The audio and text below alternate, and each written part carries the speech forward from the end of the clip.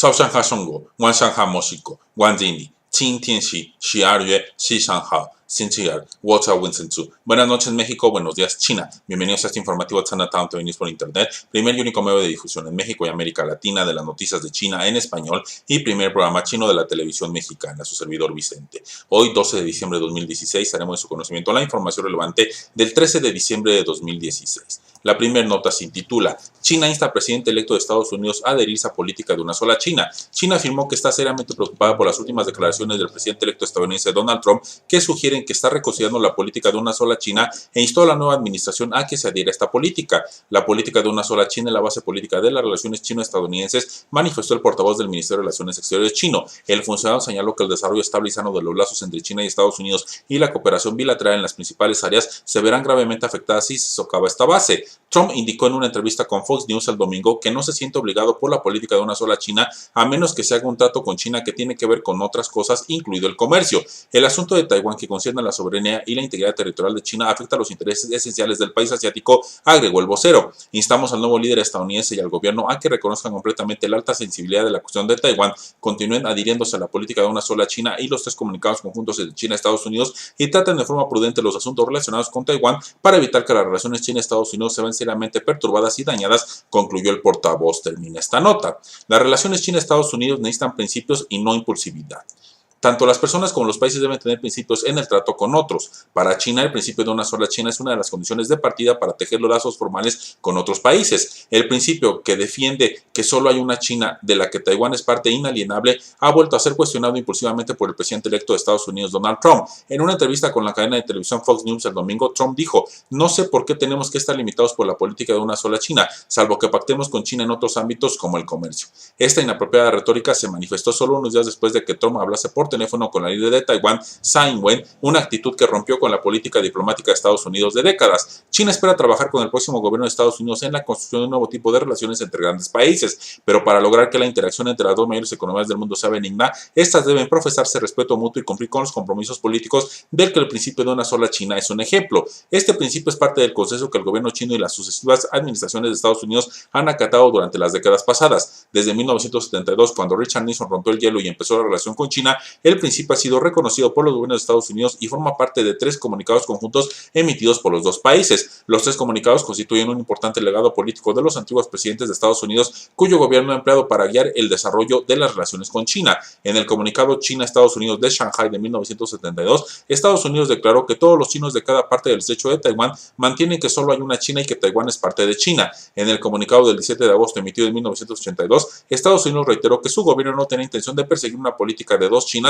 o de una China o un Taiwán. Los países deben ser responsables de sus compromisos con los demás estados y pese al cambio de gobierno, el nuevo gabinete de Estados Unidos debe actuar en la línea con el marco actual de los lazos China-Estados Unidos en lugar de ignorarlo de forma impulsiva y autoengañándose. Afortunadamente, Estados Unidos ha aclarado su postura. Tras la llamada entre Trump y Tsai, el portavoz del Consejo de Seguridad Nacional de la Casa Blanca subrayó: "Seguimos plenamente comprometidos con la política de una sola China sobre la base de los 3 comunicados conjuntos. Taiwán es uno de los intereses centrales y fundamentales de China, un país que aprecia la soberanía nacional y la integridad territorial tanto como los demás. Ningún país está dispuesto a negociar con sus intereses nacionales centrales y China no es una excepción. China considera esencial el principio de una sola China frente al que no hará concesiones. China podrá ser un principal socio colaborador para el nuevo gobierno de Estados Unidos siempre que éste respete sus intereses centrales. Las diferencias pueden dirimirse entre los dos lados de forma constructiva. El mundo observa a Trump mientras este se prepara para asumir el cargo. El nuevo gobierno de Estados Unidos debe ser racional y respetuoso más que impulsivo", concluye esta información.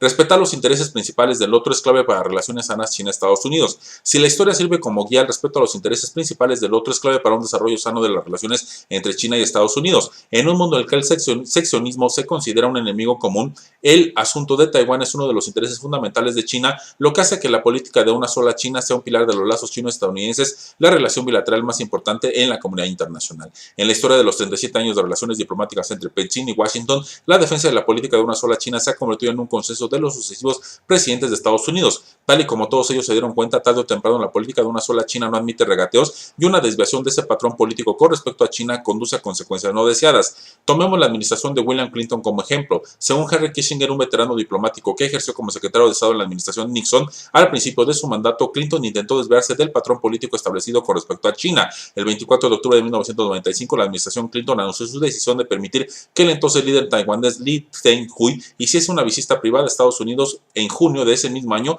llevando las relaciones chino-estadounidenses a su punto más bajo. En 2 años, el presidente Clinton se percató de que nuestro patrón establecido concordaba con nuestros intereses comunes y entonces el mandatario se convirtió en uno de los más fervientes defensores de esta política y forma de relaciones internacionales, explicó Kissinger el jueves en Nueva York en un evento llamado Hablando los líderes, los secretarios de Estado.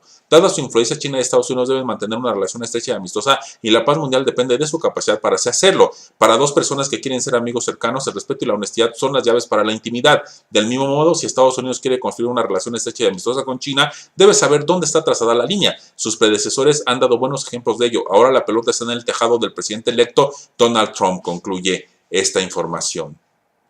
Tras 15 años en la Organización Mundial de Comercio, China es ahora una adalid de la globalización.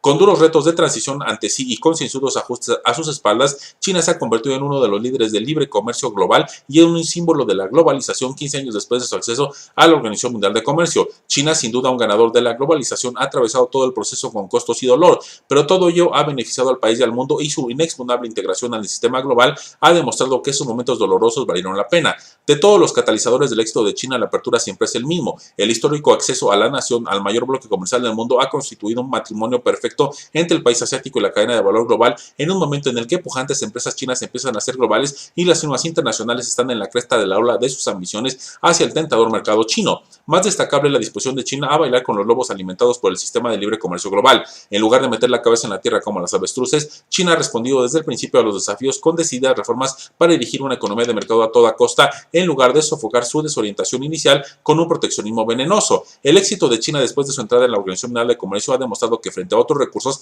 el vigor aportado por una mentalidad inclusiva y flexible ganará en la carrera de libre comercio mundial. Durante todos estos años, los líderes políticos y empresariales del país asiático se han ido acostumbrando cada vez más a actuar dentro del marco de la legalidad y el marco empresarial internacionales, lo que supone un marcado contraste con el intenso proteccionismo y conservadurismo político de sus homólogos en los países desarrollados de Occidente, que una vez fueron los máximos defensores y beneficiados del libre comercio global. Más irritantes son algunas avariciosas maniobras de varias economías en concreto que buscan aprovecharse de los alarmantes cisnes negros contra la globalización para sus propios intereses. Un ejemplo de ello son las declaraciones de Japón y sus aliados occidentales, todos miembros de la Organización Mundial de Comercio principales, con los que rompen sus compromisos morales y legales con la organización al rechazar el reconocimiento del estatus de economía de mercado de China, aunque este domingo el país ha cambiado automáticamente a ese estatus bajo las reglas de la Organización Mundial de Comercio. Sin embargo, este rechazo nunca podrá borrar la dedicación china al libre comercio mundial durante 15 años, ni debilitará su decisión de continuar persiguiendo la conectividad global mediante medidas como el Banco Asiático de Inversión en Infraestructura, la Iniciativa de la Franja y la Ruta y el Área de Libre Comercio de Asia-Pacífico.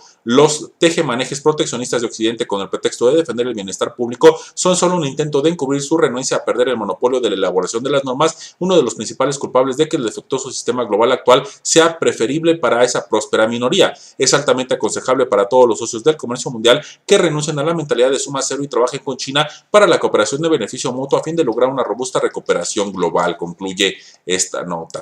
Así damos fin al primer informativo de este día. Gracias por su consideración. 谢谢，再见，明天见。